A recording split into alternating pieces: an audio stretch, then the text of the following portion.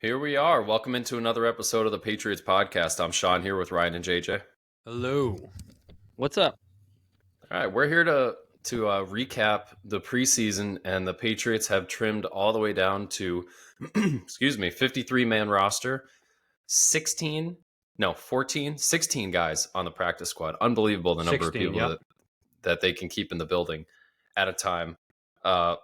We're going to skip right over that third preseason game because we didn't learn anything and it was kind of dreadful to watch. But we got to normally on the show we zag when everybody's like quarterback. We normally like to. We probably spent more time talking about the offensive line than any other position group. But after this roster cut down, we got to start with the quarterback. Patriots trim all the quarterbacks on their roster except for Mac Jones. Bailey Zappi, promising rookie year, sort of last year, gets cut this season.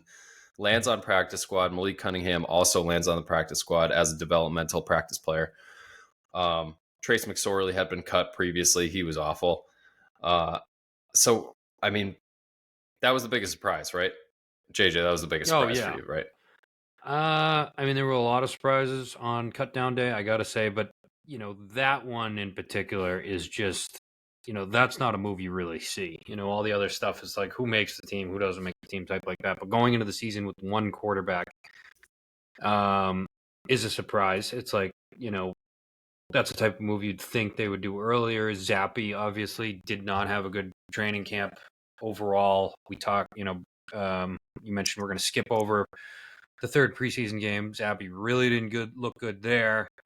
And when we heard, it's like you heard the news of him and Malik Cunningham both being cut immediately, and then you heard the reports right after that, like, we want to bring them to the practice squad, and that's great, but that means that you didn't care enough about either of them that any team in the league could pick them up. Bill said that himself, like, you cut guys expecting them to get picked up by other teams, and if they don't, that's great, but you're submitting them to that exposure. So it's really interesting. Today we did sign a quarterback. I saw third rounder from Carolina. What was his name again? Matt Corral. Matt Corral. I'm sure you guys know a lot more about him than me. I guess he got hurt last year. He was a third round pick who essentially got picked before we picked Zappi, which was very interesting. And then he gets cut and we immediately pick him up. And so, we got a pick from them for free. That's like Bill Belichick loves that shit. But, or he seemingly loves that shit. It's very weird. It's a very weird way to start the year. It seems like clearly, the positions that we thought they needed more depth, they knew that too. And then they went to the nth degree of keeping guys, receiver, offensive line, especially tackle, cornerback, things that we were kind of all been talking about, like, what are they going to do here or there? Like, we don't have a ton of depth, this, that, the other thing. Some question marks there, and I think they did it to keep more guys. The new quarterback has to make the team now for 3 weeks. He's got to be on the 53-man roster, I believe. Because he was claimed, yeah. Because he was claimed, right? And then just an extension of that, 2 running backs, 2 tight ends. We know that was all addressed on the practice squad. But very light for those 3 positions to have 5 guys on your initial roster I've never seen that before. I don't know about you, Rye. Yeah, no, it's interesting. It's a weird 53-man roster cut. 1 quarterback, 2 running backs. Granted, they're good running backs. 2 tight ends, fairly good tight ends. But still, you need backups for these positions. To go into week 1 without a quarterback on the active roster, which I think is going to change. And then carry 6 offensive tackles and 7 corners. And, I'm getting the feeling 7 receivers too. I get the feeling that they made some moves for Verdarian Lowe and Tyrone Wheatley Jr. Made some trades to get these guys in the building. Both tackles. Both at a tackles. position of need. Yeah. Right. So, right now there's 6. I think they just want to get a look at these guys before they cut them, and maybe they don't cut them. I don't know. But I think they want to get at least a look at one or the other and then make room after they actually see them and have them in the building. Yeah, that makes sense. That was kind of my thought on that. But I'm positive that they won't, with the state of this offensive line, that they won't go into the Eagles game with that defensive line against our offensive line and only have one quarterback. Because, I mean, if a guy was going to get injured, knock on wood, no one gets injured, Mac Jones. But who do you That's have the situation. if Mac Jones goes down? Like, Right. you're going to wildcat Ramondre, and then who's his backup? Elliott, and you have nothing after. Like, It's getting pretty dire there. Yeah, it's a sketchy situation to not have a backup quarterback. I mean, look at what happened to the 49ers in the playoffs last year when Brock Purdy got hurt. And then the backup there, was it Tyrod? Someone Nick Mullins, Josh Johnson. Josh Johnson. And then he got hurt. And it was right. I mean, and they put Purdy back in and didn't Purdy throw a back in, pass. but he couldn't throw a single pass. So like, if you want to guarantee a loss, don't have a backup quarterback. And if he gets hurt, you're fucked. That was a great segue, because I think one of the things that wasn't highlighted enough, and I brought it up briefly in our last episode, is after COVID and after that 49ers game, they changed the rules a bit on who can be active and practice squad elevations and all that. So they expanded the practice squad to 16 guys. It used to be 10. And then you're allowed to elevate guys from the practice squad to the active roster for a game 3 times. Each person can be elevated 3 times without having to clear waivers to go back to the practice squad. So it's basically 3 free elevations of guys on the practice squad. And I brought this up previously with the tight ends, because our backup tight ends were so bad. Sokol, name your guy, were so bad that we didn't have to worry about somebody picking them up. No one was going to pick them up. They stink. Right. So we could move them to the practice squad. Same thing ended up happening with the running backs, where nobody wanted to claim Kevin Harris. Nobody claimed Ty Montgomery. So both of them went to the practice squad. Now we can elevate any of those 4 guys in any combination, so that we have backups for those positions in the game.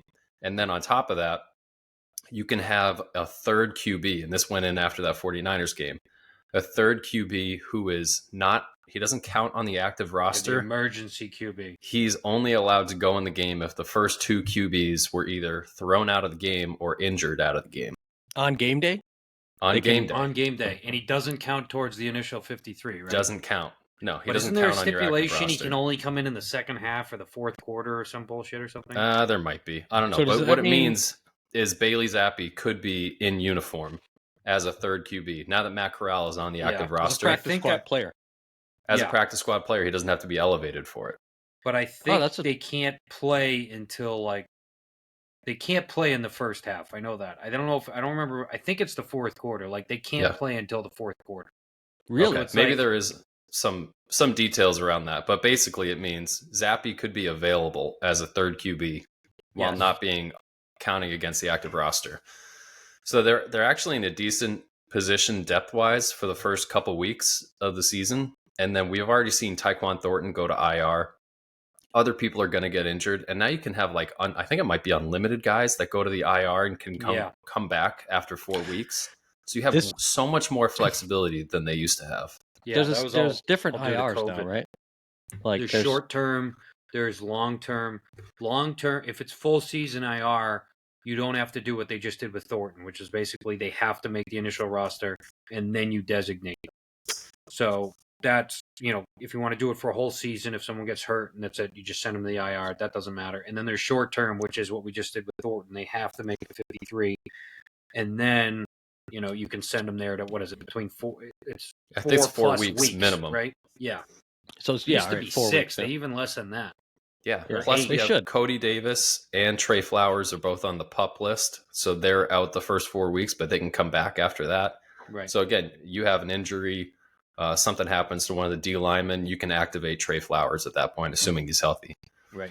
And what you said, Ryan, they brought in huge depth at a bunch of these positions, so that they can basically do an extended tryout, especially for those 2 tackles, Lowe and Wheatley, that came in. And we didn't touch on them very much, but they could do like a full week and a half tryout for those guys and decide, are they going to make the team or not? Mm-hmm. I'm pretty stoked for Tyrone Wheatley as soon as I saw his name, because I knew his dad. from Right. playing running Yeah. back. Yeah, And Michigan, I was right? like, oh, I think Michigan Michigan. guy. Yeah. Yeah, I remember him Thunder and Lightning with the Raiders. Napoleon Kaufman, Tyrone Wheatley. It was great. So apparently he. What year the, is that? 1983 or something? No, it's the end of the 90s. End of the I 90s. thought the, Oh, wow. Okay. I thought the kid there, Junior, went to Michigan and then transferred to like some no-name school. He was a tight end He was a tight end, yeah. until very recently. So that's He kind was of a an interesting He was a athletic tight end profile. all through college. Yeah. And then didn't get drafted, and then decided, hey, I'm just going to add 40 pounds to my frame. And now he's like a fleet-footed tackle who, I texted this to you guys, his line coach in Cleveland was Bill Callahan. And some people might not know that name, but he's a legendary offensive line coach. He's the guy that Raiders? he took over for John Gruden as the head coach of the Raiders, took them to the Super Bowl in 02 that they lost. Yeah, yeah. He was the head coach in Nebraska for a while, but his bread and butter is offensive line. He's like, remember Rod Marinelli? Yeah. He's a fantastic defensive line coach. Bill Callahan's the same thing on offensive line. Bill Callahan had nothing but praise to say for Tyrone Wheatley. He's like, kid's got Okay. great feet. He's got amazing length. He's 6'6", long arms. I mean, he's a block of clay. And God, I really hope Dante Scarnecchia is still on speed dial. Call him up, just have him work one-on-one with this kid for a week, see if he's got anything, and if not, then let's move on. But Yeah, it was like a no cost trade. Yeah, to Six even be rounder. on the radar. 6-rounder. To even Yeah. be on the radar of people as a converted tight end after what, a year or two, right? How old is the kid? He's like 25 or 26 now because he A spent couple years. a full Couple- year out of football. Okay. I mean, to even be rostered on a team is a good sign as far as development, like a position change like that. It's a big change, man. I know tight ends they block quite a bit, but to move to offensive tackle exclusively, like that's one of the toughest positions to play in the NFL. So Yeah, Absolutely. and Calvin Anderson got activated from non-football injury. He's been non-football practicing. illness. I mean, it's a big smorgasbord mess there. I mean, it's, what do you think about Lowe, Sean, too? You said you didn't know him from Minnesota. Sean's a closet Minnesota Vikings fan. I'm not. That he lives I'm there. not. Yes, Just he surrounded is. by them. None of us knew who he was, right? Right, you didn't know him either, do you? who's that? Lowe? Vidarian Lowe. Verdarian Lowe? No. Wait. Where did he go to school? Illinois. I just pulled it up. I didn't know. Yeah, I've never heard anything about him. Who knows? So, I mean, the thing I read of these two guys is they both had strong preseasons. They both played a couple games and did well. Didn't give up a lot of pressures. Held their own. I don't know if it was against starters, most likely, or against second and third stringers. Both of them were cut candidates. What I'm hoping is that they were both guys that were just in really good or pretty good tackle rooms, and they just didn't make the cut. Because you're seeing that that's kind of happening. I know there's a couple teams, even like the Steelers, I've been following. They have 3 tackles. That guy, the kid they just drafted, Roderick Jones. Isn't even going to start because they have such a good tackle room, and it's like he's the 13th overall pick. He'll eventually be starting, I think. He eventually. So Tyrone Wheatley was from the Browns. You said, Sean, that's where we got him from. Yeah, and they have DeJuan Jones, who was drafted, I think fell to the 4th, who we all wanted, and is the starting right tackle there. Yeah, the Ohio State Mammoth. As I've read about it, is the most dominant rookie tackle right now in training camp. So it's a bummer we didn't just fucking get him instead of Jake Andrews center, and then we'd be all set. We wouldn't be talking about this. But, it's like Trent Brown's there. You can only rely on him so much. Riley Reif's been really tough to watch. City Sow he seems, he's got potential, but he's young. It's a project. He's a project. He's playing out of position. The perfect position for him would have been someone else starting and him playing swing tackle type of thing, coming in sparingly to get some time. Now it's between Tyrone Wheatley, Vidarian Lowe, and Calvin Anderson. I don't know. Calvin Anderson's had some apparently very bad illness that came up out of nowhere, and I can only imagine that he must have lost weight due to that. I mean, you hear about that stuff all the time. And it's just, what are we going to do? I don't know. I mean, it's like right tackle is such... Clearly, we're not putting a Wenu there because we wouldn't have brought all these guys in if the plan was for Wenu, right? To go from right guard to right tackle. I don't know who we're going to start. I don't think they know who we're going to start. And that's just a very scary proposition to be we won't look ahead too much to the Philadelphia Eagles, but their defensive line is insane. Yeah. It's Yeah. literally in fucking insane. I was looking at it the other night. Yeah. It's everyone's a first round pick. Everyone's from big SEC, big school. They're all here, Georgia. there. Fucking all of them are dominant. They're saying, was it Jalen Carter, their D tackle? People are already saying he looks like the next Aaron Donald, and he's just tearing up. He looks better than everyone already on the defensive line, and they have all beasts. So they did lose Hargrave, but they're still good. I mean, they're so good. They got everybody. They got the kid from 2 years ago from Georgia, Jordan Davis, who's an absolute mammoth. Yeah. They're so stacked that Derek Barnett, who's a first-round pick out of Tennessee, is asking for a trade because he's like, I can't get on the field with all these guys. It's crazy. It's crazy, dude. So they got to figure it out. We'll talk about it more next week, but I think they're going to really protect that position. Clearly, they know it's a weakness. There's going to be a lot of tight end there, a lot of extra tackle on the line, or extra swing tackle. Put two of these guys out there. They're going to really favor that side. And they're going to have to scheme the other thing that's tough to overcome. The other thing I think we might be overlooking too is Gesicki's hurt. Hunter Henry's our only healthy tight end, so really we're carrying one tight end into week 1. Yeah. I think Gesicki's going to play though. No, I think he's been practicing. They expect him to play. Yeah, so I hope so. But I mean, what if he doesn't? And he's not really a blocker, too, right? We cut Ferkser and Sokol, and brought in. I don't know. Sokol's on the practice squad. Brought in Pharaoh Brown for the practice squad, who had familiarity with Billy O'Brien back in the Texans days. I think more of a blocking tight end too, right? Yeah, he's not huge though. Do we really need Amir Speed, Sean Wade, and Miles Bryant? Can we make? Isn't that funny? Yeah. Thank you for bringing that up. So we had, I think, 7 cornerbacks. 7 corners. 7 corners. Yeah, it's like all 5 the Joneses, safeties. Gonzalez, Miles Bryant, Sean Wade, Amir Speed. 7 cornerbacks. Considering Jalen Mills is safety, who's right. Who can play kind of a corner too. Like, I mean, that's a great point.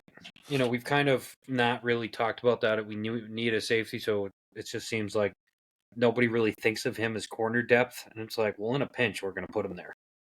13 DBs. 13 DBs. Yeah. It's absurd. Some of them are like mostly special teams. Like Amir Speed's only going to play special teams. Brandon Bolden's, or not Brandon Bolden. Isaiah Bolden. Is IR. So he's done for the year. Oh, he's because they did it before roster cut down. So he's done for the year. He's done. Oh, okay. Yeah, it's too bad. Too bad for the kid. He had a promising start to preseason. I thought he was better than Speed. I thought so too. He definitely was. A lot of guys there. Maybe some people will end up getting cut. Maybe it'll just be maybe Jack Jones goes to jail. This is an option. Yeah, that's a possibility in mid-September there. Other roster things, both our boys, Demario Douglas, Kayshon Boutte, both made the team, carrying all those wide receivers, keeping that depth. Now that we know that Tyquan Thornton's injury is going to keep him out for at least a month, I think that definitely helped Boutte's case for making the team, but I think he earned it. He earned it. He earned it, dude. Yeah, he played well. He had the most receptions probably in preseason, and they were good catches. Yeah, he made that play with Zappy. Yeah, we haven't even really seen Demario Douglas yet. No, he had 2 snaps, 2 plays to him. I can't say 2 snaps, and he looked good. He got open.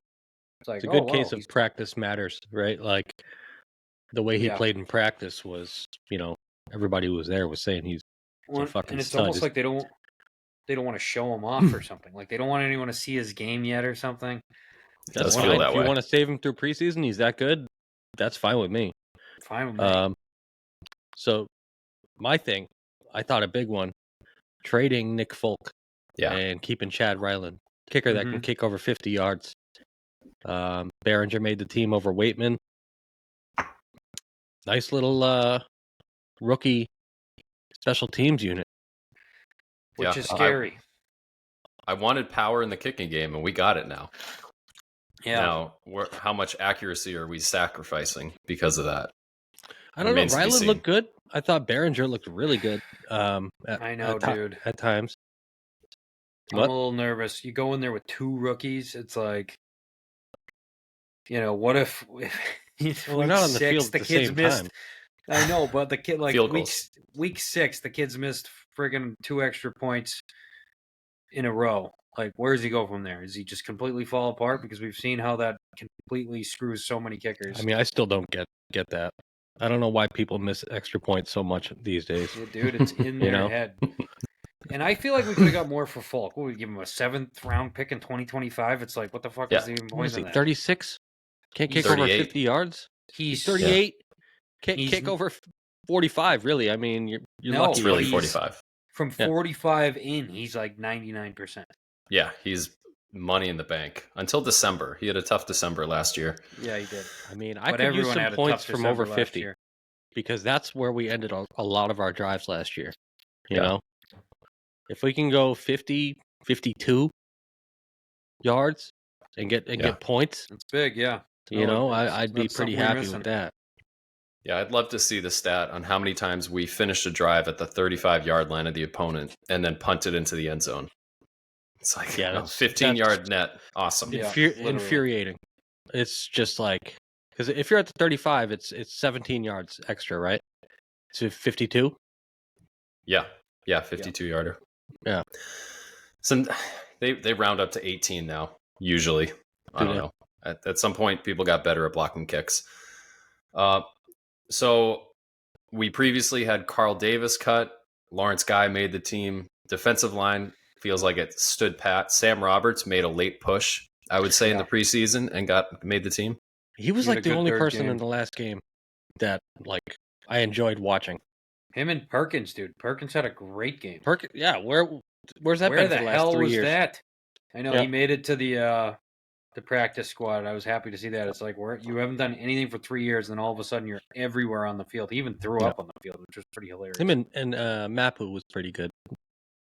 Mapu was in pretty that good. last game. That last game we don't even really need to talk about, right? Like No. horrendous. Like just playing your entire cut candidates. It was like 37 guys that you're gonna cut. That's what it felt like to me. Yeah. That's exactly what it looked like. So how are we feeling about this roster? We've mentioned Patriots have the toughest schedule in the NFL.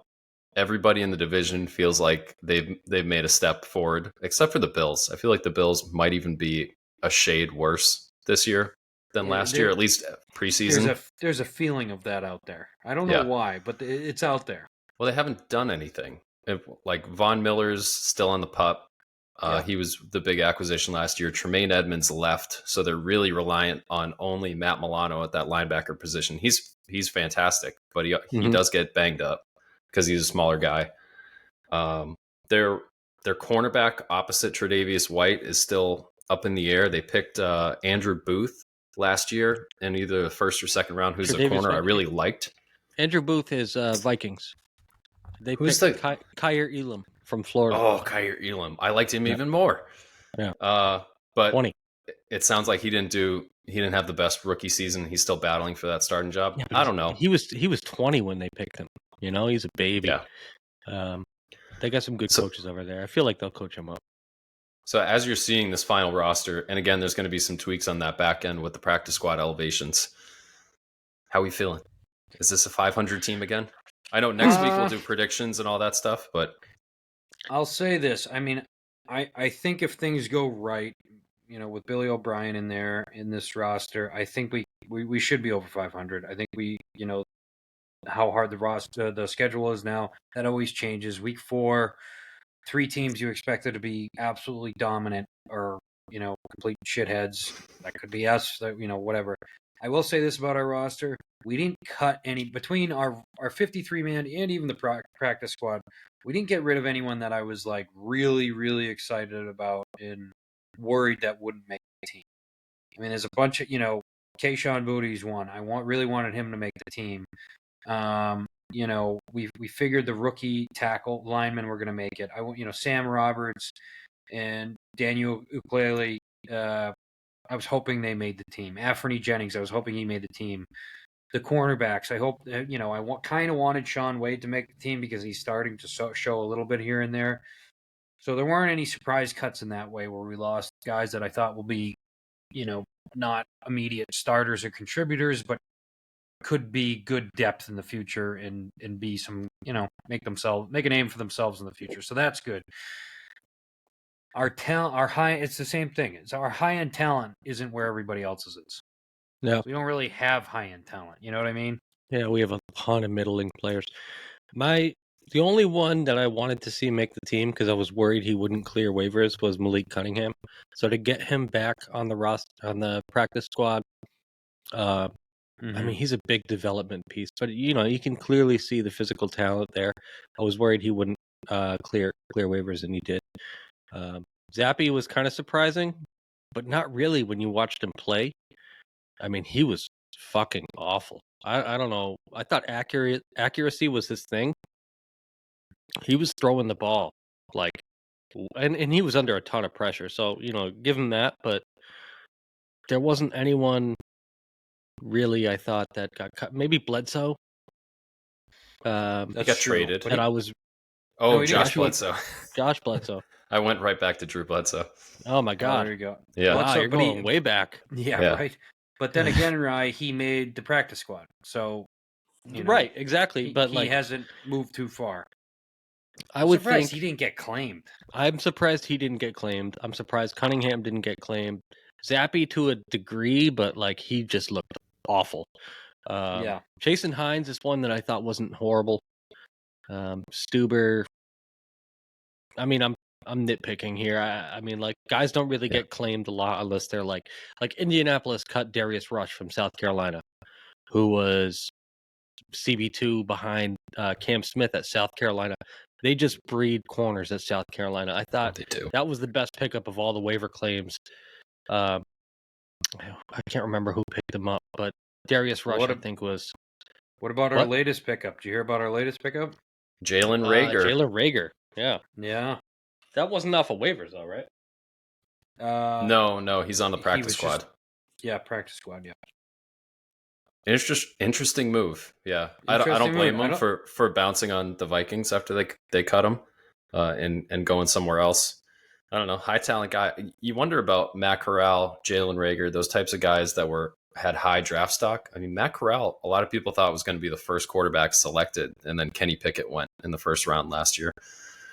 So I wonder what the draft grades were on those guys for the Patriots as they take a swing at some of these guys that had big pedigrees coming in. It's funny because the pick they traded away to Carolina was the one they used on Matt Corral, Panthers, and then the one we got in return was Bailey Zappi. Yeah, and the tables have turned, and now we have. And then Marte Mapu, who we've gotten. Right. And then another piece to the story that was pretty funny is Corral was basically redshirted last year because he hurt his foot or something. Liz Frank. He had a Liz Frank. He hurt it in a preseason game against the Patriots. How about that? Yeah. I like Matt Corral. I liked him in college. Ole Miss. You do like spread formation, RPO kind of system. Doesn't really do much after his first read. Has a tough time after his first read, but he's got good zip on the ball. He's a much better athlete. I mean, you look at athletic ability, arm strength, accuracy. He's got all those things over Zappy. Couple knocks on him, after his first read. I think that's the major thing. And then there's reports by Burt Breer, of all people, in April of 2022. He came out and said that he reported that he thinks he's like a party guy. Maturity issues. Of all people, Burt Breer said that. And I actually found that on Why are you attacking Burt Breer? What did he do? I'm not. Burt Breer attacked Matt Corral. I'm just bringing it up. So Burt Breer reported that Matt Corral was a party guy and didn't really focus. Or whatever. Yeah. Gotcha. I saw that on a Washington Reds. What are they now? Football team? Just football team. I think we should just call them football team. They're the Commanders. Football team. I found that on a football team's website. Yeah. And Well, who were the Albert two? Breer of whatever. So who beat him out? Obviously, Carolina's first round pick. Who was the backup quarterback there? Do you know? Bryce Young, and then they have Andy Dalton backing them up. They're only carrying they two. do. Okay, it's So I Andy Dalton. imagine I they didn't were know who their hoping he backup was. cleared Waivers. waivers, and they were going to do that, emergency Zappy QB. thing. Yeah, I the think whole thing we were Frank talking Reich about. said that. He said we were hoping he cleared waivers, and he didn't. Well, you got to plan for somebody to claim him, and who knows? The Patriots might not have been the only team that claimed him. That's how waivers works. It's right. rank Everyone ordered the puts in a same way the bid. draft is. The other thing I really like about Corral, I actually really like this. He's got a super quick delivery. Yeah. He played with Do you some like high end talent. Like and he did it at Ole Miss. He didn't do it at fucking. I mean, where did Zappy go to school? Western Kentucky. Western Kentucky. That sounds right. I think that this is an upgrade, big time. It's a big talent upgrade, definitely. I wasn't a huge fan of Corral at Ole Miss. He exploded as soon as Lane Kiffin got there. So Lane Kiffin is known for quarterback friendly schemes. Made things a bit easier on him. You touched on the first read thing, but he does physical talent. I mean, he set records in Southern California, which is, I mean, the whole state of California just breeds quarterbacks. Yeah. But yeah, he's got tons. Generates power with his lower body. Really gets zip on the ball. Yeah, he could throw. Yeah. Well, and you know, one thing I've heard to piggyback on the Lane Kiffin point is Zappy just didn't get our system. You know, Bill O'Brien comes in with a new system, very different than last year. You know, I've heard Zappy basically needs a paint by numbers type of offense. Versus, it's what I might have been Burt Breer who said that actually, or I shouldn't say that. I don't remember who it was him. It was one of those writers. But that Corral really he's from the Lane Kiffin Alabama offense, the RPO offense. Right, that Bill, exactly. Bill O'Brien's going to come in. That basically we're going with this year. That they're going to try and get Mac to do his play to his strengths.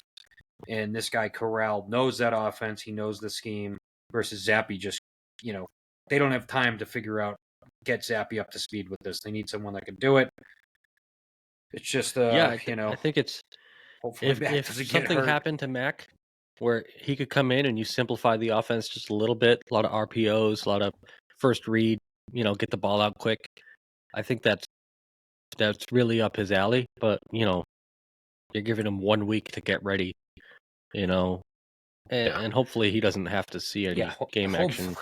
Hopefully he's not in there. If he's in there, we're fucked. I mean, that's just yeah. But I don't think that's a long term condemnation of the player. I think that he could be. No, not at all. I'm not saying that. I'm just. It's like if he's a more talented athlete and has more arm talent than I think Mac Jones does. Yeah. I don't think that's disputable. Oh wow. Yeah, he definitely does. I mean, a lot of people do. That's why the 49ers didn't take Mac Jones at 3, because they were like, you can't take that guy. You've seen the picture of him with the cigar. You can't take that guy at 3. With the fucking belly. Jesus Christ, dude. All right. I mean, he's got a lot of bad pictures, man, with the crying when he got hurt and the fat body. I mean, Jesus Christ, dude. You know what Mac needs to do? I don't know if he can actually physically do it, but the kid needs to stop going babyface, fully, clean shaven. Grow a beard out? I don't know if he can. Beard. I don't know if he can. That's a good idea. Grow a beard, grow a stash, grow a goat. Something. Look like Mac Jones. You look like a fucking man. Yeah, you need to. And Mac Jones, like. When you hear Mac Jones, I think of like a '70s quarterback with the handlebar mustache and like long hair. Like, we need old Mac to, grow up a little bit and get to that point. The other thing it would really help when you hear him. When I hear him talk, I just don't like it. He sounds like a little kid. Oh, I've been working and stuff and stuff. What are you, fucking 12? Like, who talks like that, man? Yeah, I don't know. I actually heard it popped up online this week. Tom Brady talking to the press, like the New England press, right after he got drafted in 2000, and he's a 6th round pick, and nobody gives a shit essentially because we got Drew Bledsoe and Michael Bishop and Damon Heward. Damon Heward wasn't there yet, but Damon Heward. Tom Brady sounds. I mean, you could have told me that clip was from 2019. He sounds the same. He was already talking the same way. He's like, I'm trying to do my best to help the team win, and I'm confident that I'll be able to do that. I know that I'll be able to do that, and just like, and he was so polished and so humble but confident at the same time, even right after he got drafted. Yeah, dude, Max sounds horrible when in press conferences. I can't fucking stand it. I think this is the best takeaway we've got yet. Thank you, guys. Yeah, stop being McCorkle Jones, grown up child actor, and start being Mac Jones, the handlebarred quarterback of the New England Patriots. A leader, get it? You know, we need a leader. I can't hear that, man. Like, speak like an adult. You know, this is the big time. All represent the name, Mac Jones. You know, his teammates have been saying all good things about his leadership. So that's got to count for something. I think he's going to have a good season. All jokes aside, I think he's going to have a good season. I think he's going to definitely be better than last year, build upon his rookie season. It's obviously comes down to the offensive line play, but, you know, he looked like he came to play in that, you know, snippet we saw in the preseason. He was standing there. He was making tough throws. He was making good reads. I think Billy O'Brien's going to put him in a lot better situations than he was put in last year. And, you know, the biggest thing that I think we've talked about it a little bit in the offseason so far, but, you know, the offense last year was never building upon anything. Like, they were just like, all right, we're going to run to the left, we're going to run to the right, and then we're going to throw in the like, there was no scheme. There was no, you know, principles that they're working towards or anything that they were trying to get to. And it's like, treading water helps. Yeah, we were just treading water. We weren't going anywhere as an offense. They didn't have an identity. They were doing the old, this is what we're going to try and do, and that's what we're going to do. We're not going to flex to any other teams and try and beat defenses because in attack their weaknesses. We're just going to go with what we know. And I don't think Bill O'Brien's going to do that at all, and I think that's really going to help out Mac Jones. And, you know, it should get him some more wins than it did last year. You know, I think we're a better squad than last year, because when you look at, you know, you asked us what we thought about the roster this year. We cut a lot of guys that made the team last year. Yeah, a lot of dudes. Like, you know, whether we replaced them through the draft or free agency or whatnot, like there's like 6 or 7 guys I remember that made the team last year because they were up and comers. They kind of looked good, and it was just because we had such a deficit of talent last year that we cut them. So we're a more talented squad, I think. You know, whether we hold up against the rest of the team or the AFC or the AFC East, we're definitely more talented than last year. And last year we lost like 3 or 4 games on just dumbass shit in the end of games. I mean, we might have won 1 or 2 that way too, but like, you know, the Oakland game, the Minnesota game, those were all right within their reach, and they blew it on Cincinnati. Cincinnati was another one. Real stupid play, real stupid mistakes, not having a plan on offense. I think all those things get shored up, and that could get you a couple wins. So, yeah, 100%. Okay, let's take a look at some of the other happenings around the league, and then we'll finish up with a little fantasy spotlight as everyone's preparing for their fantasy draft. Couple running back moves that happened. Josh Jacobs enters the building in Las Vegas. He left the car in the parking lot and actually walked inside, signed a 1-year deal. He could still get franchised next year, but he'll be making his money and helping out with that team. And Jonathan Taylor was not traded, remains on the PUP list, out the first month of the season. So the running back drama continues. And that carries over if he's traded. So that hurts his trade value, doesn't it? Yeah, he's got to stay on the PUP even if he gets traded. Oh, wow, that's a good one. Yeah, so watch out for him in fantasy. Maybe stash him if you can. I don't know where you draft him now. I don't know.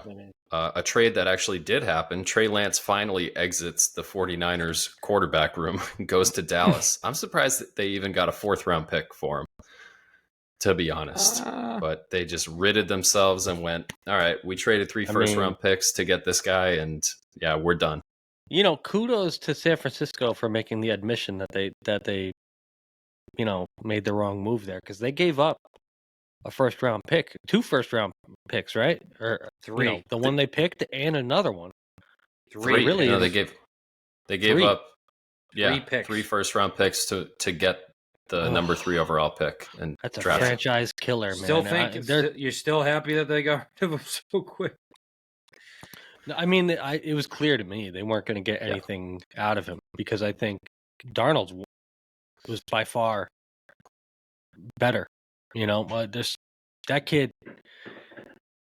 Sometimes you look at the ability and you make a decision based on that, but like he's done it at D2.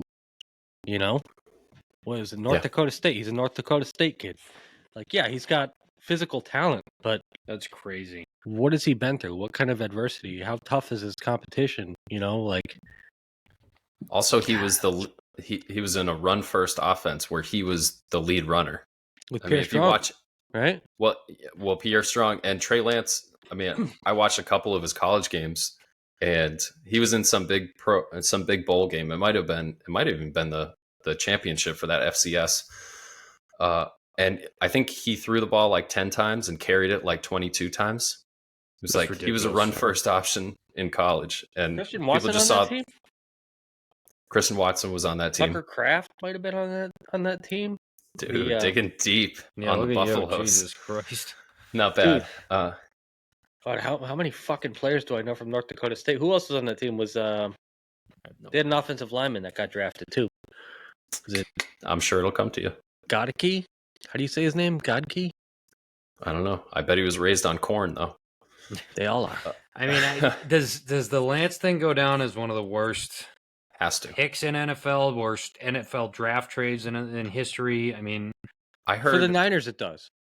But if he ever fixes league his history, career, it might go down as one. Yeah, I guess he's what is it? His he's third still year. young. He's his third year. 23, 24. I can't believe they gave up on him that quick. Honestly, I know They you said they should.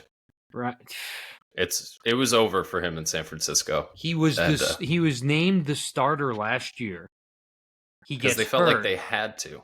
I know that, but then he gets hurt, and then this year they don't even he doesn't even make the team.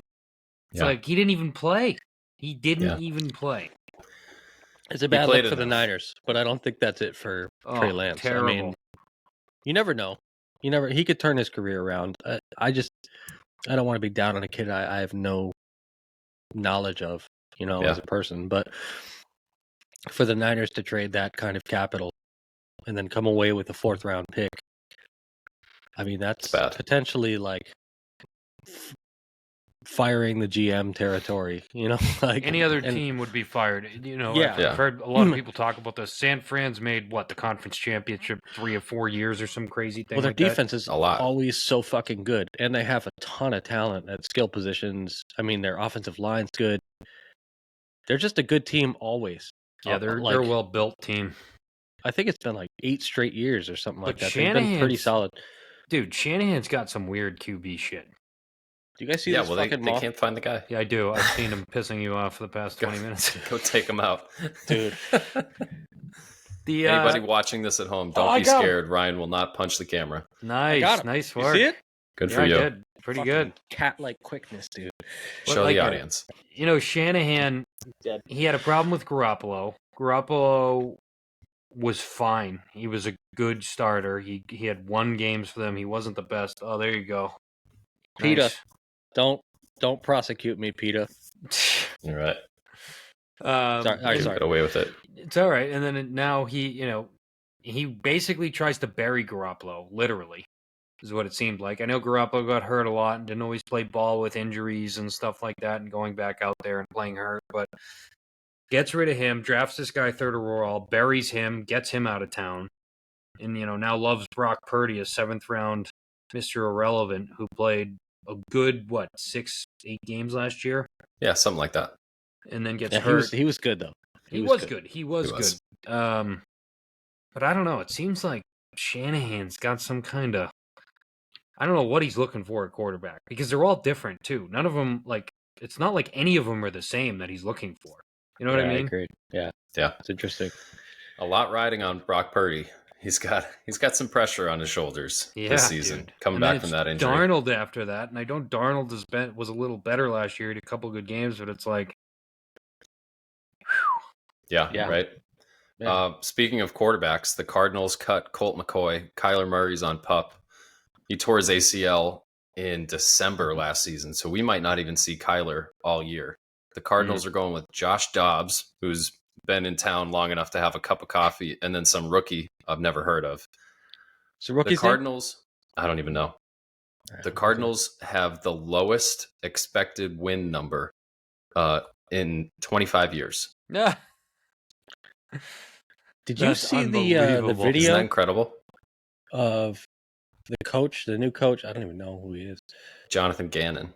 Welcoming Kyler Murray to the team. It was the most awkward fucking thing I've ever seen. Oh, Clayton God. Tune from Houston.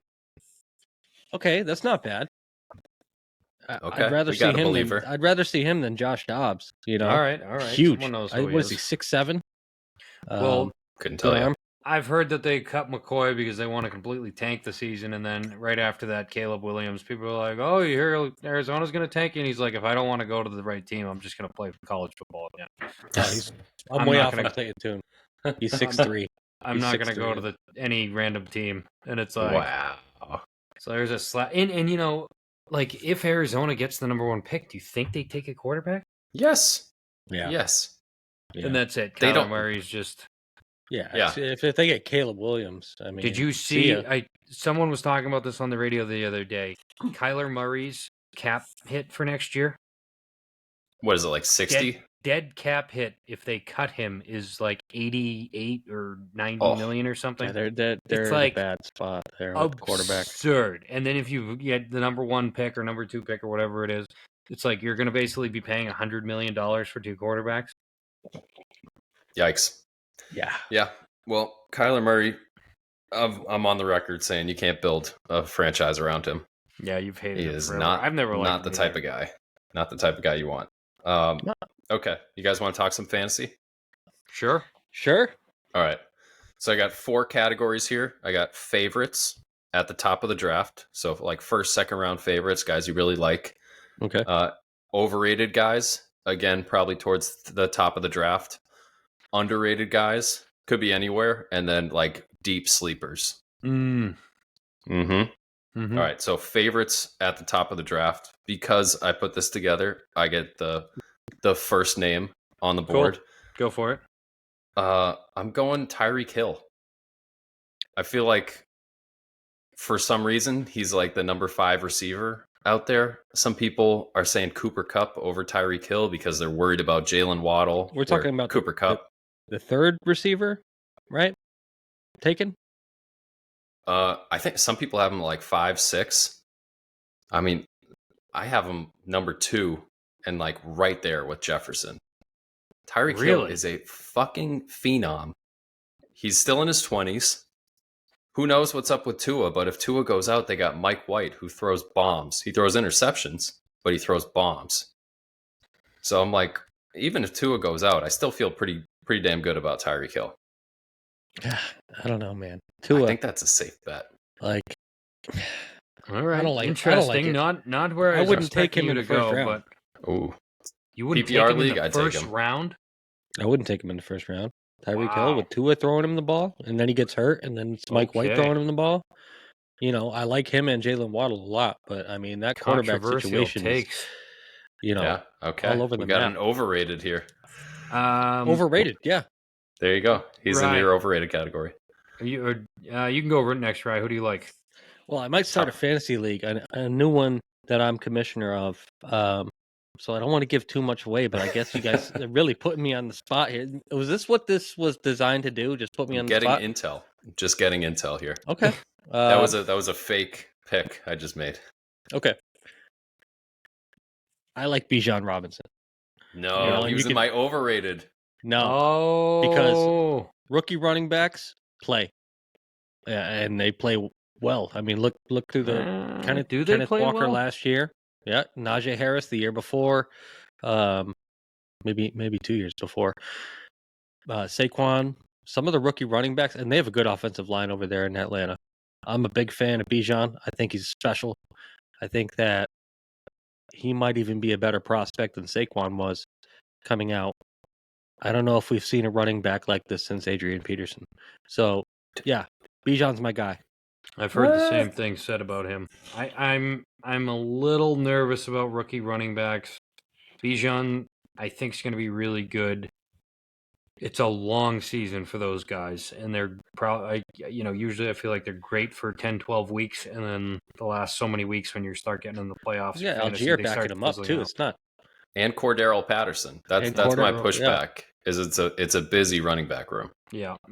So mine, I will go with, I think Justin Jefferson, Jamar Chaser are the top guys, but someone who I think is going to have a great season to be up there after this, I think, is going to be AJ Brown. I feel like he is going to dominate everything I hear about. Not as a first rounder. Oh, in PPR, I'd take him as a first rounder. Really? Oh yeah. He doesn't get that many catches. He doesn't get that many He catches, had and then he's 88 got catches Devontae and Smith there. 1,500 yards last year.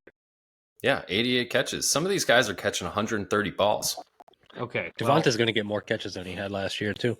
Yeah, I don't know, man. I feel like Devontae, he's got that slim build still. He could get hurt. AJ Brown could take over. That's going to be the book on him for forever. Jalen Hurts is Forever. throwing bombs.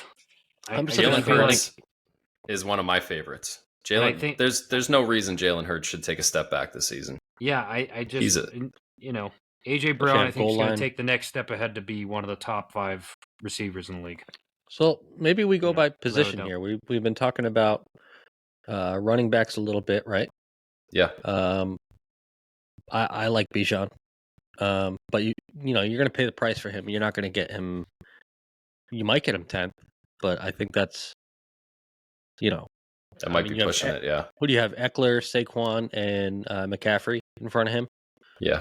McCaffrey, I mean, he could get hurt at any time. That's kind of the book on McCaffrey's him. always a scary pick in my mind. Eckler's great in PPR. You can't go wrong. Here's one who's getting no freaking respect is Josh Jacobs. Yeah. Right? Josh Jacobs is now in the building, led the league in rushing last season. He's People are totally projected sleeping as- on him. Yeah, it's like a 3rd or 4th rounder. It's like this dude is, I'd say, the best running back in the league. 1,600 yards last year, 12 TDs. All running. I don't know. I don't have his receiving stats here, but the dude's a beast, and he's like down on the list. I don't understand that. Yeah. I feel pretty comfortable in saying, and if are we good at running backs? Can I mention Ramondre? I know this is a homer pick. He's gonna but kill it. I don't know why Ramondre isn't getting more respect around the league. And everyone's worried about Zeke taking goal line touches, which is definitely valid. But Ramondre he's a top 10 running back in the league. And he catches the ball. He looked great in preseason this year, and he's going into his 3rd season. It's like now is the time for him to do as well as he's ever going to do. I just think. And he's also built like a tank. Yeah. I like that. I just want him to stay healthy is my thing with him. Like, he's had a couple knocks over the past couple of years, and that would be my only concern. Other than that, I fucking love Ramondre. Especially, like, the other thing I'm a little bit worried about with him is Elliott could steal some of his goal line carries, Elliott's a big boy now. I mean, you see him come in, he looked like a lineman, right? Like Bowling belly. Yeah, he's got the belly going, and he always shows it too. Of course, Elliott with his tucked in jersey up on his pads right here. Yeah, he loves you to see his belly button. Also, Alvin Kamara, just to mention another name, suspended for 3 games, only 3 games. And then when he's there, he's one of the best points per game guys in the league. They got Derek Carr now. Derek Carr loves to throw the ball to running backs. Kamara's a great receiving back. I don't know. I just think it's a pretty good pick. I like it. I like little. I have 2 kind of guys that. Well, I have a few actually. I like Jahmyr Gibbs in Detroit. I think that's got a chance to pop. And Kenneth Walker in Seattle. I think that's only going to get better. I don't like Breece Hall. because now they added Dalvin Cook to that mix, and it's just too many cooks in the kitchen. I like Madison for Minnesota. I know he's a little bit hurt right now, but when he's spelled Dalvin Cook in the past, he's a good player. You can get him a little bit later, and you come away with a good player, man. I like that guy. And they love to run the ball. Mm-hmm. They love to hand it off. I mean, I love the Ramondre Stevenson pick. I'm a huge, huge fan. I think he's going to have a great year. Here's you said you wanted to do. We're all over the board now, so we're all over the just let it rip. Calvin Ridley. Yes, good one. I think he's going to come back and tear up Jacksonville. I think he's a great weapon for Trevor Lawrence to have there. I think he's going to look great. Another guy, George Pickens, later. He was, not going immediately. Overrated. You have him overrated, dude. He's been tearing up camp. I know, but I feel like he's his highlight reel is going to be spectacular, but maybe his stats won't be. Interesting. Right. His stats might be middle of the pack. Another overrated, Dak Prescott.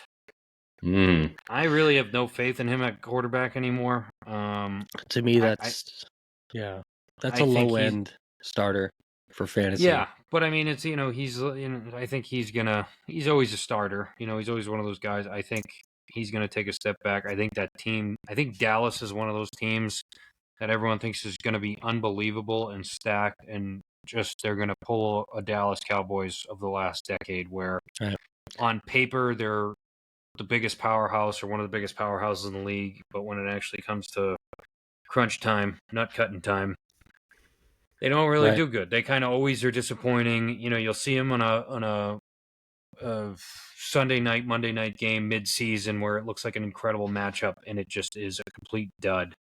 And you're like, what the fuck? I feel like it happens every goddamn year. Yeah, I like your wide receiver shouts there.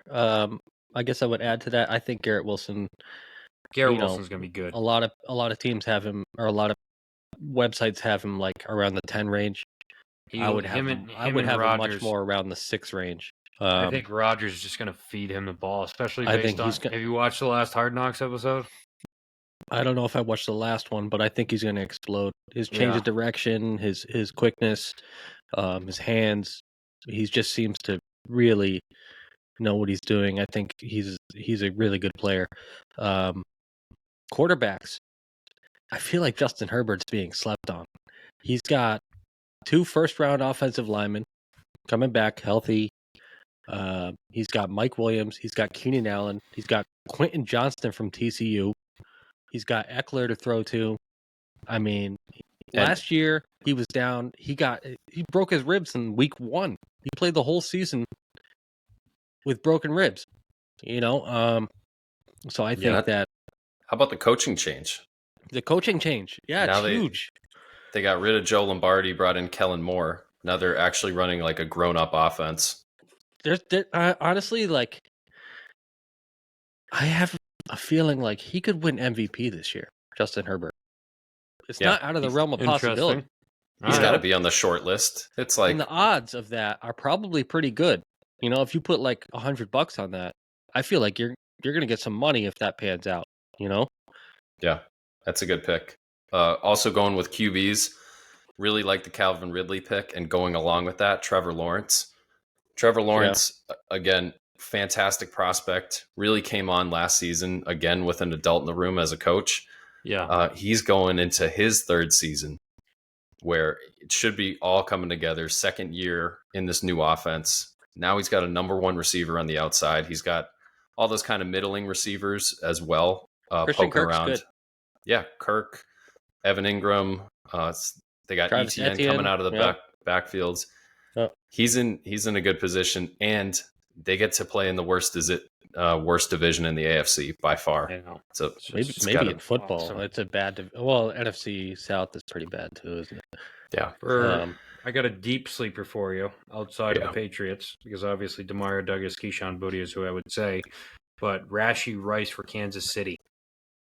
Who the hell is that? Rashee Rice from Rashee Rice, 2nd-round pick last year. Apparently, he's doing very well in training camp. Sky Moore was red and picked blue. last year. They have Valdez Scantling over there. No clear number one from those name of the guys, and Rice is separating himself a little bit out there. So it seems like a worthy late round bench spot to kind of wait and see what Mahomes does. I mean, it's Mahomes, so. Yeah, A couple other that's guys. a good one. Javonte Williams coming back off his knee injury for Denver. I mean, Samaje Perine. How do you say his? Ryan. I mean, he's going to take that job as soon as he's fully good to go. And you can get him later. That's a steal. I think I took him in like the second round last year. Now he's going like the sixth. Philly to me is a little bit Penny and Swift. Like you just wonder if there's enough carries to go around there. Yeah, they got picking the bodies in the backfield. They have are insane, and then Jalen Hurts rushes for so many touchdowns. How much are the running backs actually going to see? I know. Miles Bryant got a ton last year, or Miles Sanders got a ton last year. I think that the tight end class too is really interesting. I think there's a bunch of rookies that are worth taking later on because there's no real after like 7th, 8th tight end. You could wait forever. I mean, you're going to take that's true. Evan Darnell Ingram Washington, or Dalton Pittsburgh Schultz or Steelers. Njoku. I'm just looking at guys like the kid from Detroit, Laporta. They're going to love him, and they're going to use him like crazy. The guy from Green Bay, they have 2 rookies there. They have Kraft and the kid from Oregon State. Is that Kincaid? Kincaid went to Buffalo. Oregon, who's Green Bay's? The kid that went to Washington that went to Pittsburgh seems like the biggest. Musgrave. Yeah, Luke Musgrave. Musgrave, yeah, he's gonna get some fucking looks there with the rookie quarterback. So lots of good, promising. Oh, Michael Mayer in Vegas. In Vegas. You haven't mentioned I think Washington. They have Austin Pittsburgh. Hooper. The guy's gonna kill it. No, he's not. Freiermuth? No, Freiermuth's gonna kill it. No, Freiermuth is I don't know. Darnell Washington. Yeah. No. Yeah, I think he's a blocker. I think he's a blocker as a rookie. But if you want to play him as like a spot starter, I think that's okay. Yeah. I do like the kid from Detroit a lot, Sam Laporta. Yeah, I loved him coming out, and Kincaid, sucks, but he's got Knox there still, doesn't he? Yep. Yeah, so he's got to share those touches. I got 2 more. Jameson Williams, also suspended, but when he's available, I don't know. It depends how your IR rules work in your leagues, but Jameson Williams has the ability to light it up when he comes back. They don't really have a deep threat. They absolutely feed Amon-Ra St. Brown. He's going to get a million catches, but Jameson Williams is going to go downtown. And then the last deep sleeper for me, Sam Howell. Listen, hear me out. Football team. All right. I know. They got Bieniemy in there now calling the offense. Say what you want about him, but at least he's worked under the master, Andy Reid, for at least the last 5 years. Mm-hmm. Sam Howell, it's undisputably his job. Rivera was saying he was great in the practices that he didn't watch last season, which is absurd. And then you look at the options that they have to throw the ball to. Terry McLaurin, they got Jahan Dotson. They got some guys that can catch the ball. Yeah. And he was an absolute gunslinger at UNC. I could see him spreading around. I'm not saying he's a top half quarterback, but he's got the ability to turn some heads. I feel like they could use a tight end over there. Yeah, I like that. I think that there's probably 2 more I would say just for the podcast. What was it? I like, as far as rookie wide receivers, I like Zay Flowers playing with Lamar Jackson. I think he's dynamic in space. Lamar can create time, get him time to generate space. Although I don't think he necessarily needs all that time. To me, he's really interesting. Zay Flowers. Yeah. Jordan Addison too, playing opposite Justin Jefferson. Jordan Addison, he's going to get looks. KJ Osborne, I think, is still there, right? Yeah, Osborne's really good too. He had a good year last year. He did. Yeah, he definitely outplayed Thielen. And Thielen's a weird one. Quarterbacks, if you're going to draft later, you already have a starter. Take a gamble. on Anthony Richardson and trade him. That trade value is going to be, it could, it might not be. It might be awful. It might be a waste of a pick. But if he does do well, that running ability, for fantasy, trade him for, a blue chip running back if one of your guys gets hurt or something like that. Like, that's not a bad deal. That's another good pick. Playing in Shane Steichen's offense, the guy that pioneered that Eagles quarterback sneak with everybody pushing you. Now you got a 6'5" guy doing it instead. Yeah. Anthony Richardson. He gets a lot of points that way. Yeah. All right. I think that was a pretty good list. I think so. I mean, we're probably giving away way too much information. If I'm going to draft you fucks, you know what I mean? Like, you wait till next year, Rye. No rush to do it this year. Yeah. little do you know, this was all misinformation. This is all just a ruse. This is a ruse. I was just trying to get this out of you. Playing the long game here, but doing the podcast with you for years, just waiting for this moment to misinform you. Yeah. It's okay. Okay. Well, I think we covered it. We're going to get back on the horn next week. Preview week 1, Patriots, Eagles, Tom Brady game. And we're also going to we're going to do our picks again. Who's going to win the Super Bowl, MVP, offensive defensive player of the year, offensive defensive rookie of the year. We'll pick who's going to be in the championship games. It's going to be a lot of fun. We're going to be wrong on 90% of the stuff because that's the way the NFL is. Garrett Wilson last year. Who did I pick to win the whole? I think I did pretty good. I got to go back. And look. Coach of the year is always the best because me and Ryan both coaches got fired. Mine in season, Ryan's immediately after. Oh yeah, mine didn't get fired. Yeah, he did. Didn't he? Brandon Staley did. Staley deserved to get fired. He deserved to get fired, but his he didn't get entire fired. staff got fired instead of him. That's what it was. Right. Yeah, he threw everybody else under the bus. Yeah.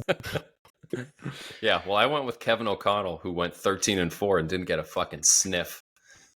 Not a sniff. That's bullshit. He had a great year. Yeah. All right. That'll do it for us. Thank you all for listening, and we will talk to you next week. All right, guys. See ya. Adios.